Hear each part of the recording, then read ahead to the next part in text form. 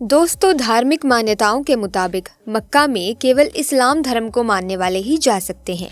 कुरान में लिखा है कि बहुदेववाद में यकीन करने वाले लोगों को मक्का नहीं आना चाहिए। मक्का और मदीना इस्लाम के अनुयायियों के लिए सबसे पवित्र जगह मानी जाती है।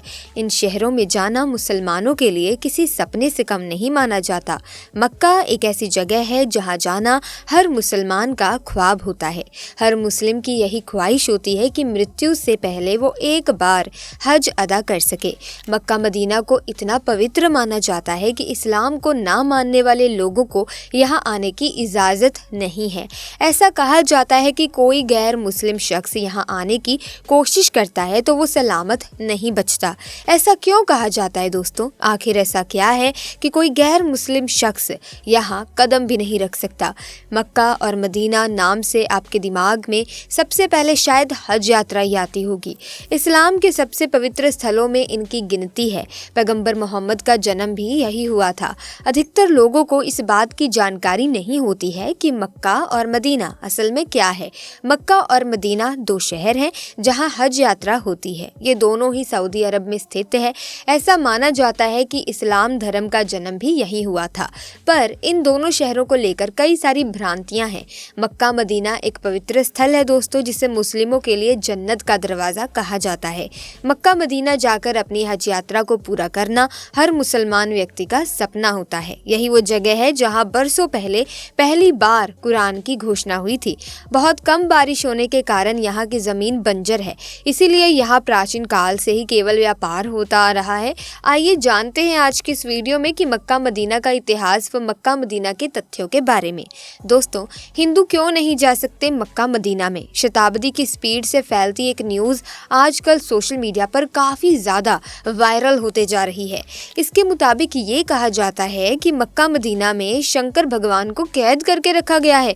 और लोगों का ये सवाल है कि अगर ऐसा नहीं है तो फिर क्यों मुसलमानों की इतनी ज़्यादा भीड़ उमड़ती है, लेकिन एक भी हिंदू देखने को नहीं मिलता? आखिर सच्चाई क्या है मक्का मदीना की? आखिर क्यों किसी भी हिंदू को मक्का मदीना के अंदर जाने नहीं दिया जाता? क्यों यहाँ किसी भी हिंदू को देखकर उसे बाहर से ही रवाना कर दिया जाता है?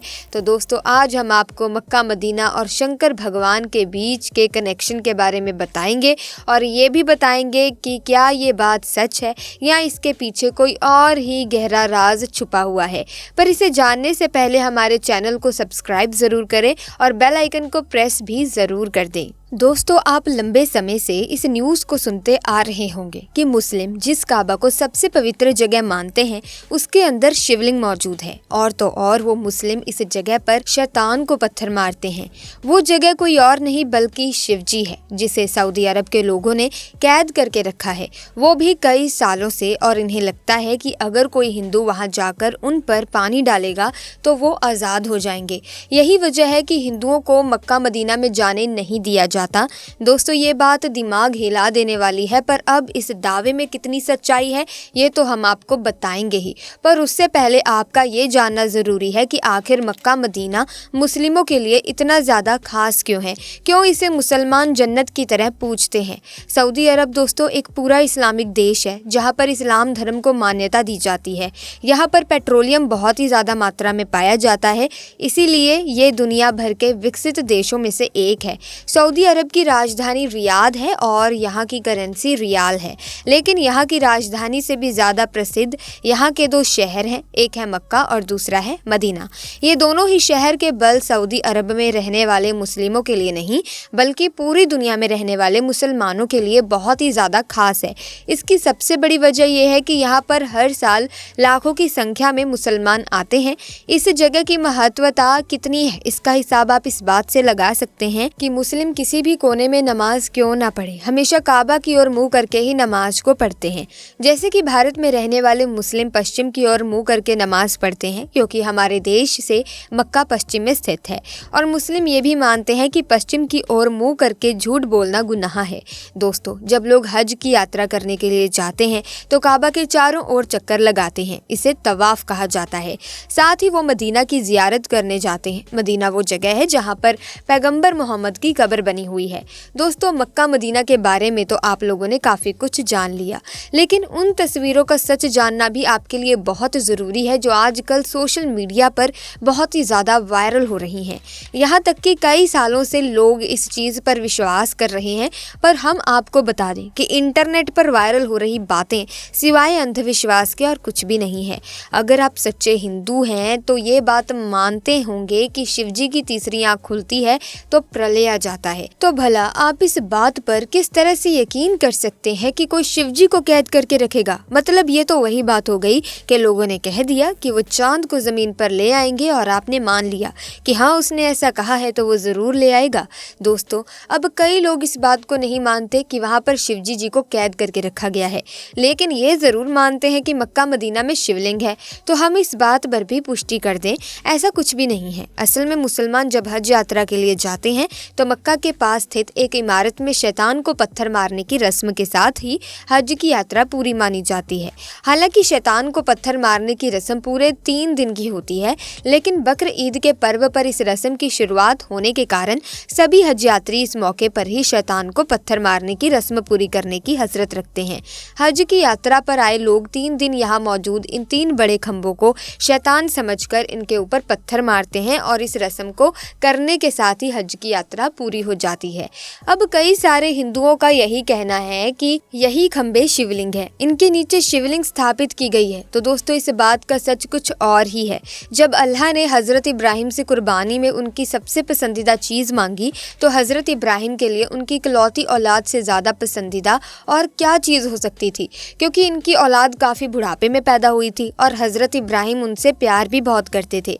लेकिन अब अल्लाह का हुक्म था तो मानना तो पड़ेगा, इसीलिए हजरत इब्राहिम ने अपने बेटे की कुर्बानी देने का फैसला लिया। दोस्तों, हजरत इब्राहिम जब अपने बेटे को लेकर कुर्बानी देने जा रहे थे तभी रास्ते में एक शैतान मिला, जिसने हजरत इब्राहिम से कहा कि वो इस उम्र में अपने बेटे की कुर्बानी क्यों दे रहे हैं। अब तो उनका बेटा होना भी बहुत ही मुश्किल है, ऊपर से ये बेटा इतने सालों के बाद बुढ़ापे में पैदा हुआ है जो बुढ़ापे का सहारा बनेगा। अल्लाह के कहने पर हजरत इब्राहिम कैसे अपने जिगर के टुकड़े को कुर्बान कर सकते हैं? अब ये शैतान की सारी बातें सुनकर इब्राहिम सोच में पड़ गए और फिर इनका कुर्बानी देने का इरादा भी डगमगाने लगा। लेकिन फिर उनको ख्याल आया कि नहीं, ये चीज़ गलत है, अल्लाह की फरमाइश सबसे पहले है, और तब हजरत इब्राहिम कुर्बानी देने के लिए चले गए। हजरत इब्राहिम को लगा कि कुर्बानी देते समय कहीं वो भावनाओं में न बह जाए, यही वजह है कि कुर्बानी देते वक्त उन्होंने अपनी आंखों पर पट्टी बांध ली थी। लेकिन भला खुदा कैसे किसी के साथ बुरा कर सकता था? वो तो बस हजरत इब्राहिम की परीक्षा ले रहा था, जिसमें हजरत इब्राहिम पूरी तरह से पास हो गए।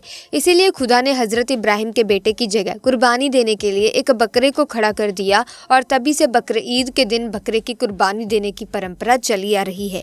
यही वजह है कि जब हज यात्री उस शैतान को पत्थर मारने पहुंच जाते हैं जिसने हजरत इब्राहिम को भड़काने की कोशिश की थी, और इसी पत्थर मारने की रस्म के साथ ही खुदा से वादा भी करते हैं कि कोई भी शैतान उन्हें भड़का नहीं पाएगा, फिर चाहे वो शैतान बाहर की दुनिया का हो या फिर उनके मन में हो, फिर भी हम सच्चे मन से खुदा की इबादत करेंगे। दोस्तों, ये कोई शिवलिंग नहीं है, बल्कि जो 3 खंबे हैं वो शैतान का प्रतीक है, जिस पर पत्थरों की बरसात करके लोग अपने अंदर के शैतान को मारने की कोशिश करते हैं। ऐसे में कई लोगों के मन में ये सवाल आता है कि अगर ऐसा कुछ नहीं है तो वहाँ पर हिंदुओं को क्यों नहीं जाने दिया जाता?